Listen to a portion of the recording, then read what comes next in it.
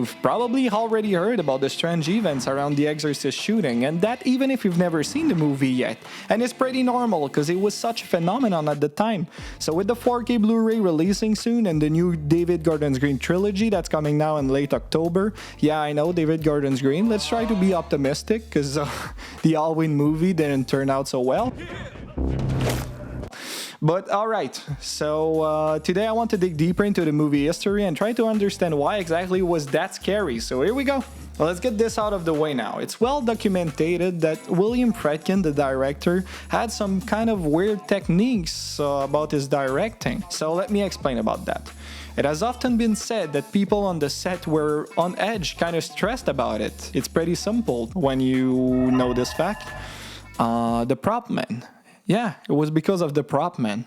The prop man was ordered by Friedkin to shoot shotgun blanks in the air at random times during the set. So people were really scared for real. They were not acting that part, so yeah. That's really what pissed me off. And I told him, I said, never do that again. You know, I'm an actor. I don't need all these artificial stimulants.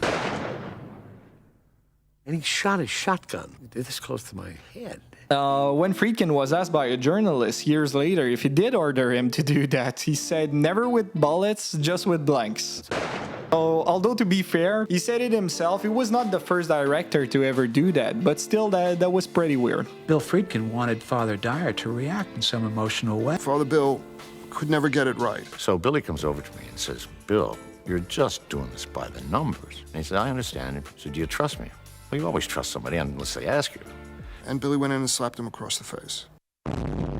Before going too much behind the scene, I just really want to talk about exactly why was it such a phenomenon. Because you know what? Saying it was a phenomenon at the time, it's kind of an understatement. So let's go back in time a little and let's talk about the release of this film. Here we go. The Exorcist released in 1973, and at the time it had a pretty rough beginning. And I'm not talking about Jungle Cruise rough, but still pretty rough. There were so many controversies. It's pretty hard to name all of them actually. There were huge protests, reports started to go off about people just fainting in movie theaters. So much so that England and Australia just decided to ban the movie from their theaters. I fainted like 10 minutes after the first beginning of the movie. I passed out in about the first half hour, yeah. Even with all the bans and the protests and everything, the film was still successful. It did not stop its success. Are you going to go back in and see more of the movie now? Probably, yeah. What are you going to do right now? I don't want to see it, but my curiosity is killing me. I have to see it. Huge lines of people were showing up to see it. So much that the theaters at the time had to hire security guards in order to keep people in check because there were just too many people out there. There were huge crowds of people. I mean, at one point, William Friedkin, the guy I was talking about earlier, the director, and William Blatty, so the writer and producer of the book, they hired some people to just give out coffee to people on the street because basically the people that were waiting in line, it was raining on them and they were just sometimes not even allowed to go in the movie theaters because tickets were sold out. We've had uncontrollable crowds, and to try and alleviate some of the problems of people not getting tickets that have been waiting long periods of time in line, we started a system of giving out coupons. Nobody gets a ticket without a coupon. The Exorcist made a little more than $428 million at the box office, so it was a huge success. The Exorcist scored the biggest opening day gross for a single theater in the history of Los Angeles motion picture houses. This is the second time we've seen it. It's terrific. As many as I can possibly go. I love it. Try it, you'll like it. Fantastic movie. It's really gross.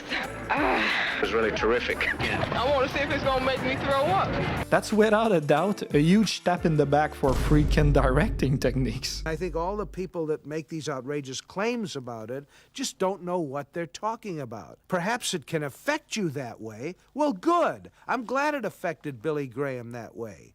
I'm sure it's a lot better than having him sit before some stupid film on television that portrays Jesus with a halo around his head and people getting all goo-goo-eyed around him. It was not only the religious aspect that fueled the hype of the movie.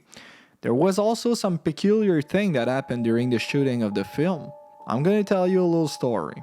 After a hard day's work, Friedkin went home to get himself some sleep when suddenly received a phone call that woke him up at 4 a.m. in the middle of the night. He grabbed the phone and listened carefully to what the person on the other end of the line was telling him.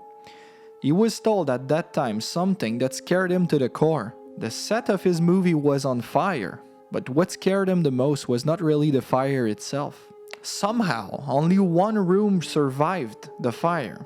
So when he asked the person which room was it, the answer shocked him. He was told that the room that was kept from the fire was Regan McNeil's room, the exact one where the Exorcist was taking place in the film. It was left completely unharmed from the fire. For Friedkin, that was the only thing that happened during the entire film that was really some kind of bad karma to him. Afterwards, the set was blessed by a reverend. Now that's pretty strange, right?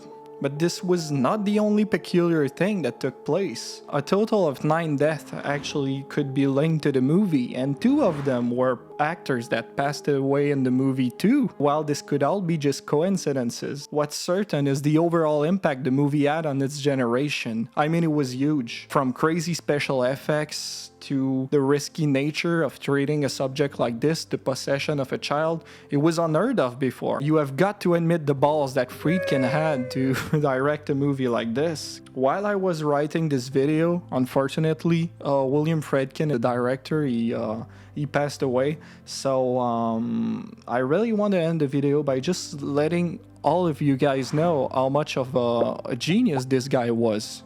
I mean, of course, he had some unorthodox method, as of many directors do. But everybody that worked with him said basically the same thing. He always found a way to get the best from his actors and from his crew.